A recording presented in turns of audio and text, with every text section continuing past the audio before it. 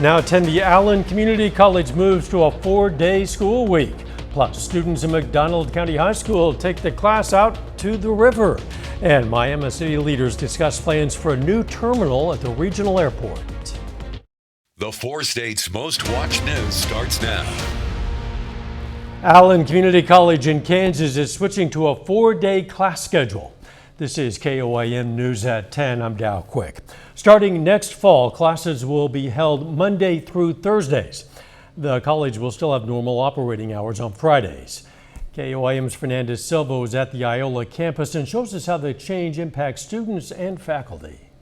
Houston and Fing moved from England to Iola, Kansas to play soccer for Allen Community College. The football players were happy to hear that soon they will be having classes only from Monday to Thursday.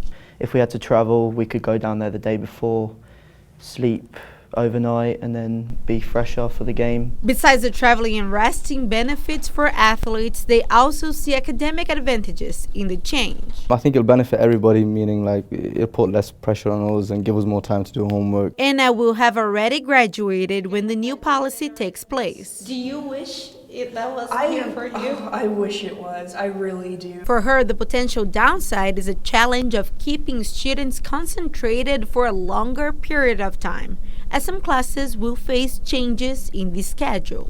Sometimes our attention spans are shorter still, and some of us can't sit still as long. We're going to be meeting the same amount of time that we would meet in our regular Monday, Wednesday, Friday classes. We're just adjusting those Monday, Wednesday, Friday classes to Monday, Wednesday. Allen Community College's goal is to attract new students, provide better traveling opportunities to athletes and those whose families are far away, and accommodate students who work. According to them, it also gives faculty more time to grade, prepare classes, and meet with the students. The same number of courses, the same number of students, we even work the same number of days, the same number of contracts. It just gives some flexibility to our customers, our students. The change is also a possible opportunity for the international soccer players to explore the 4 states area. In Iola, Fernandez Silva, KOAM News. The decision to switch to a 4-day class schedule was made with the support of students and staff. A survey of the students and faculty showed more than 70% of them prefer the shorter week. There are around 400 students enrolled at that college. A report by U.S. News places Webb City Middle School in the Missouri top 50. Schools are ranked on their performance on state-required tests, graduation rates, and how well they prepare their students for high school. Webb City ranks 47th out of 496 ranked schools in Missouri, with students' test scores in reading and math both above the state average. As staff, we work really hard to make sure that we are covering all of the content that the state has asked us to cover to make sure these kids are ready. But also we spend a lot of time trying to make sure that we are applying that to real world and relevant situations for these kids. So the staff works really hard and these kids have bought in and they've been working really hard too. So I'm just proud of the accomplishments of both. Other schools in our area that made the top 100 include Seneca Intermediate and Neosho Junior High. Congrats to all of them. The newest STEM class at McDonald County High School gets students out of the classroom and onto the river. Looks like fun. This is the first year that students at McDonald County High School can take an outdoor class to learn about the world around them. The students are looking for an invasive species of crayfish along Indian Creek that's across the street from the high school. And then the other days we are out here on the river. We are in the canoes or just out here on the bank studying, looking, just wondering what we can do to make it better, to get better results. The results from the last project the class worked on were showcased by the Missouri Department of Natural Resources. Oklahoma today began accepting applications for the new parental choice tax credit. Now, back in May, Governor Kevin Stitt signed a bill into law which provides refundable tax credits of $5,000 to $7,000 per child to cover the cost of private school tuition. The tax credit is offered to families on a first-come, first-served basis, with priority given to families with household incomes of $150,000 and below. The start date was delayed last week because not every parent had received the needed forms. Let's check in with Chief Meteorologist Doug Heddy for a first look at the weather. Well, it turned out to be a warmer day for us today, about 8 degrees warmer than what we saw yesterday, and the wind started to pick up during the afternoon after a cold start at 26, 58 for our high, above our average high of 50 degrees, a record 71 set back in 98. Let's go outside. It looks good in Joplin, Pittsburgh. Temperatures holding steady, setting upper 40s to near 50 degrees, and we're not going to drop off too much more tonight due to our southerly winds, which continue to pick up. These will slowly increase as we go through the overnight hours for us tonight. In return, wind advisory goes in effect in the morning hours due to winds that are going to be gusting 40, 45 miles per hour at times. Few little clouds shooting through. Besides that, we look pretty good. Temperatures for lows tonight are only down to 44. We're going to look into our next storm system coming up here in a bit. We'll catch you in a few. Joplin City Council has a new temporary member. Anthony Monteleone is filling the council seat of Kate Spencer, who resigned last month. Monteleone previously served on the city council for 4 years. This position is short-term. He'll hold it only until April 2nd, when voters will decide who will fill it for a full term. The council will officially swear Monteleone in at the next council meeting. That'll be on December 18th. Miami, Oklahoma City leaders this evening discussed plans for a new terminal at the Miami Regional Airport. City council members today were presented with new designs and information about the project. It's expected to cost about $2.5 million. More than $1 million of that would be funded by grants and state money. The rest would come from the city. You know, we have a facility currently that's it's outdated and run down a little bit. And with the growth in the area and the new project of Bonita, we need a new facility to accommodate more passengers. We have just started a company in Miami Airport for flight training and trying to expand our services. So we want to get a new facility to accommodate our expanding operations. Construction is expected to start next May, and it's to be complete by February of 2025. Social work students at Pitt State today got a chance to showcase the results of some community-based projects. Faculty, staff, and other students dropped by to check out the displays, talk with the students. Professor Kristen Humphrey, director of the social work program at Pitt, advised the students on their projects, which ranged from a resource fair for parents to an exhibit for older adults to give advice to young people. To go out and visit the older generation and connect with them on the same level that they would connect with anybody else. There are so many diverse experiences within mental health. It was just amazing to see, you know, someone drew one thing and then it just meant something completely different than what I would have thought.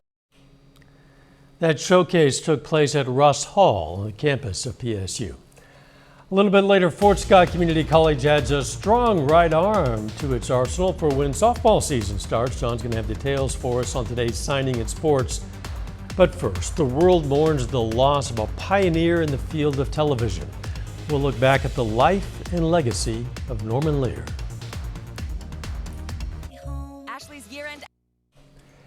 Two bodies found in a San Antonio, Texas home yesterday are apparently connected to 3 shootings in Austin.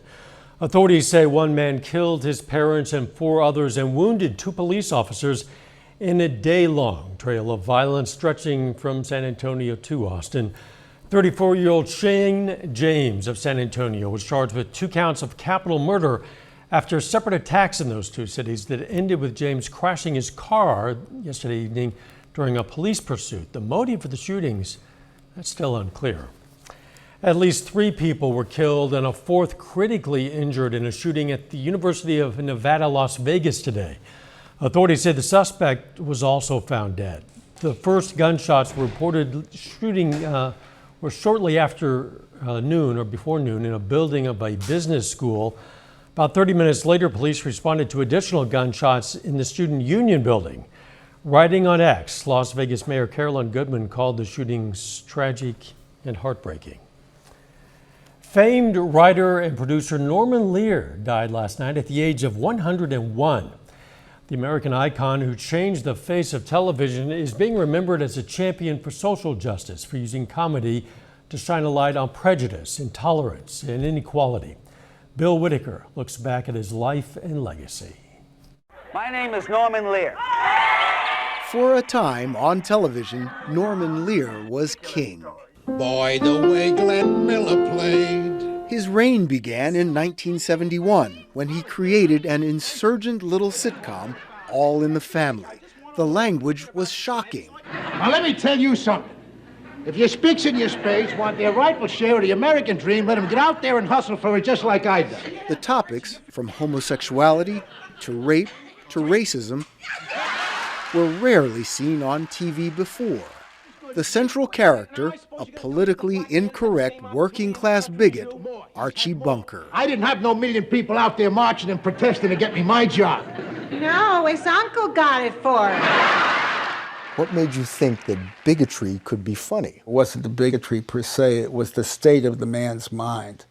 He was afraid of tomorrow, he was afraid of anything new. All in the Family was the #1 show for 5 straight years. #2 for much of that time was another Lear hit, Sanford and Son. It was one of 3 Lear shows focusing on African American families. Dynamite! And then there's Maude. I'm pregnant. At one point, Lear had 7 hit shows on television. Did you plan to topple old taboos when you put these shows on the air? There weren't taboos to me. You could hear anything we were saying on in a schoolyard. What was the big surprise? I think the big surprise was that you put it on TV. First one to do it. I fess up. Norman Lear changed the face of television, and in the process, changed the way we saw ourselves. Those were the days. Bill Whitaker, CBS News, Hollywood. In a rare move, all the networks aired a special on-screen tribute to Lear ahead of tonight's primetime programming. Some Pitt State students provide a musical treat for some grade schoolers a little later. Plus, it looks like we are going to warm up and even windier over the next couple days. We're going to look at that coming up. To Toy Box.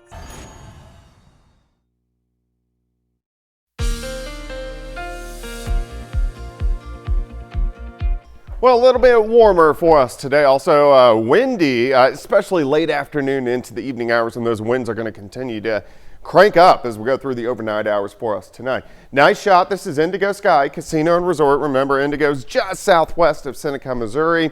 Looks pretty good. We're dry. The roads are dry. We're going to stay that way as we go through the nighttime hours tonight. But wind advisory in effect. So this really kind of goes in effect first thing in the morning and it goes till midnight tomorrow night. But you can see Kansas, Missouri, and this is due to winds that are going to be gusting 40, maybe 45 at spots. Already we got a southerly wind sustained at about 5 to 15. We've got some gusts up there kind of in that 15 to 20 mile per hour range, and these will just increase. But on the other hand, this keeps our temperatures up as we go through the overnight hours tonight. Look at this. Shortly after the noon hour, wind gusts 40, 42, 43. They stay strong all the way through tomorrow evening. And then on Friday, they calm down a little bit, but not much. Still, we'll have gusts right around 30 to about 35. Stays windy all the way into Friday night. And then the winds will start to calm down as we head into the weekend. So this is kind of a trash can in your neighbor's yard situation. So you may want to put it up tonight or first thing in the morning. All right. This will keep our temperatures up, so we're sitting mid-40s. Most of us aren't going to drop off too much more from where we are at right now.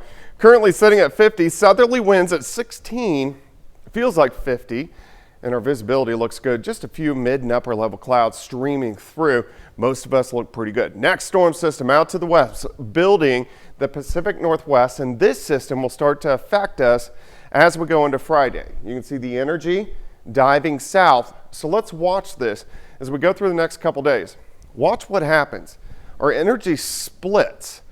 One chunk, North Dakota, another chunk out through the western parts of the Rockies. Because it splits, one chunk produces snow and a lot of rain up across the northern parts of the U.S. This second split will produce a severe weather event down across southeastern parts of the U.S., but the bulk of the energy splits around us. So the end result for us is just some scattered showers. That's going to be it. Let me go ahead and work you through the next 48 hours, starting mid-40s, lower 60s by noon. During the afternoon, look at this, 64 in Stockton, Anderson, 67 in Miami, Fort Scott, upwards of about 65. Clouds increase tomorrow night. As we go through Friday morning, a few light showers start to develop, especially early afternoon. Scattered showers into Friday afternoon, Friday evening still into the 60s, and then maybe a random thunderstorm, and then it's gone. So it's not going to be widespread rain by any means, but something we'll still watch. 63 tomorrow, 61 on Friday, 52 on Saturday, and that 52 on Saturday is a morning high.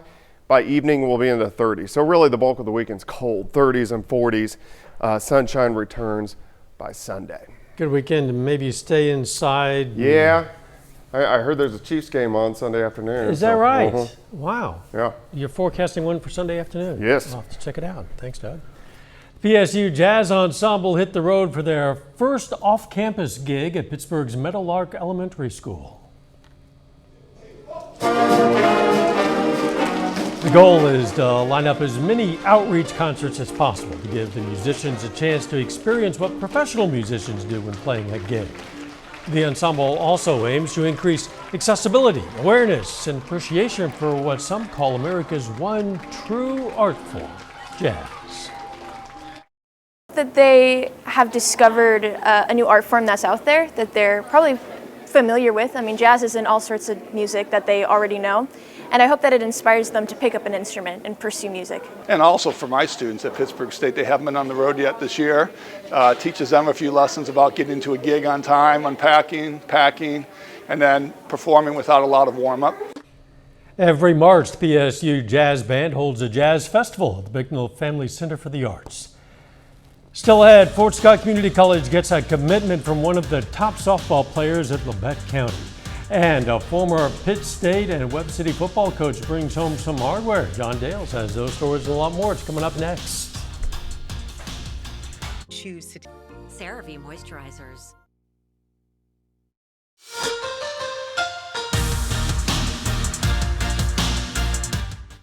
Lily Beery is a mainstay on the softball diamond for Labette County High School. In fact, according to Grizzlies softball head coach Hannah Harity, the team has relied on her as its only pitcher the past couple of years.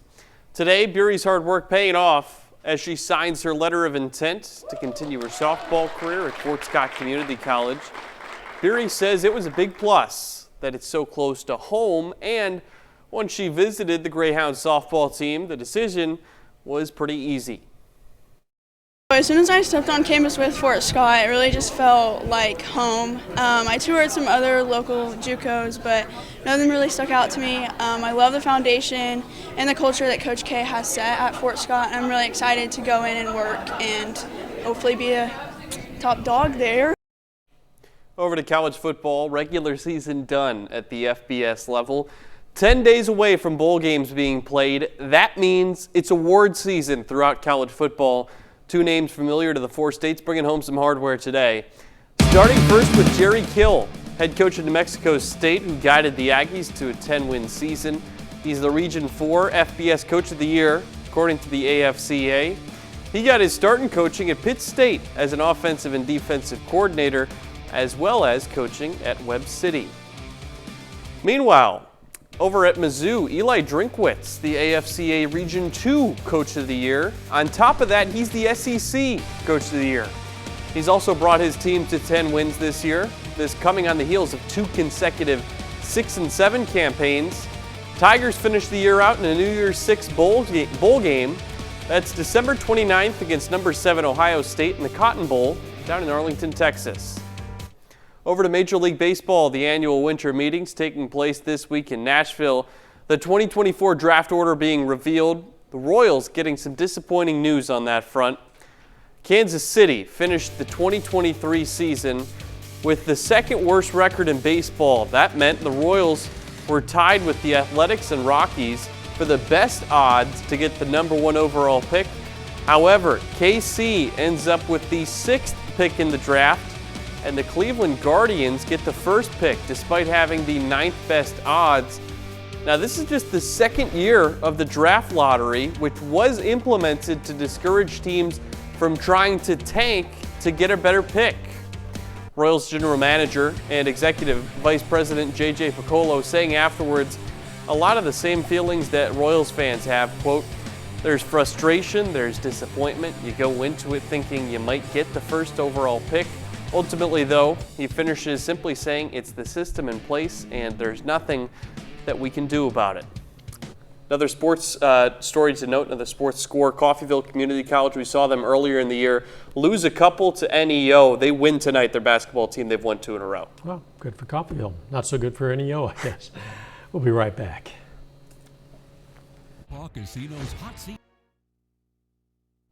I don't know exactly what the threshold is when you cross over from breezy to windy, but tomorrow is going to be officially, formally windy. Yeah, I always think breezy up to about 20 miles per hour. Then after that, it's just good old windy. And that's what we are going to see tomorrow. Wind advisory in effect. Winds gusting at times 40 upwards to 45, but helping our temps warm to 63. Final sports notes. Tomorrow we hear from Tom Anthony, the new head coach of Pitt State football, for the first time. Excited to hear what plans he has in place for that program. Yeah, that'll be interesting for fans and everyone else, I guess. We're going to leave you tonight with a look at this evening's Christmas parade in Webb City. Thanks for joining us. Morning show starts at 5 a.m. Let's make it a great tomorrow.